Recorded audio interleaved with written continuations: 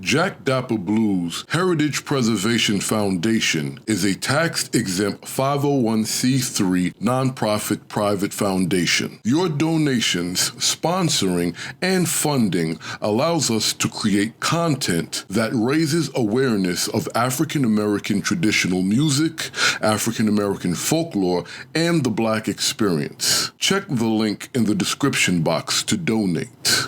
If you wish to sponsor podcasts, documentary series, or underwrite ads in our upcoming newspaper, The African American Folklorist, launching February 5th, 2020, contact the email address in the description box. How important and imperative is it to get that information to the quote-unquote layperson, right? How we can kind of mesh this academia to the average cat or female on the street that does this work and don't know the benefits of their work. It's vitally important, because we need to tell our own story. I mean, that's why it's important. I mean no disrespect to any non-Black person who has been involved in the, documenting of Black culture, because, they do their own work and a lot of it's good, However, we need to tell our own story, because who knows our story better than us? I think there is a space. I think there are spaces. I think we are welcomed. I also think, though, in order to make space, right, people have to give up space, because unfortunately space is limited.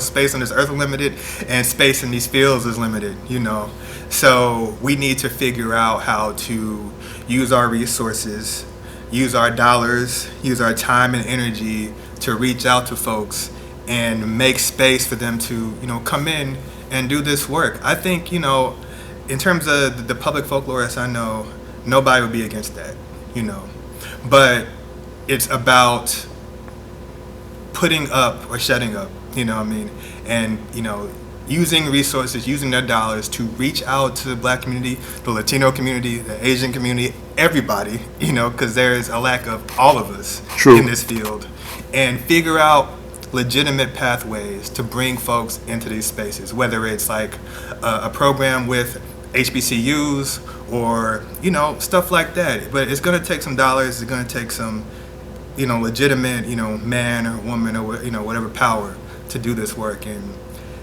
I think it's going to take some effort to get, real commitment, because it's everybody's taxed. It's another thing that people have to work towards, but it's an important thing to do, I think.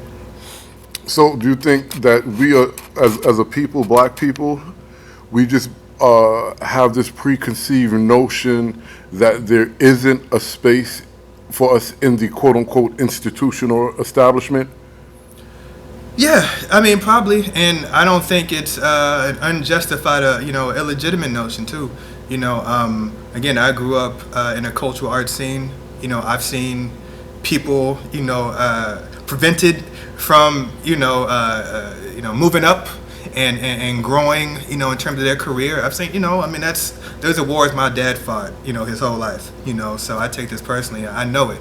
So, our fears and our concerns are legitimate, and people need to understand that, and that's why it's going to take people like us and, all the, my fellow, white folklorists here to, really make proper efforts towards outreach, to show folks that, hey, there is a space for you.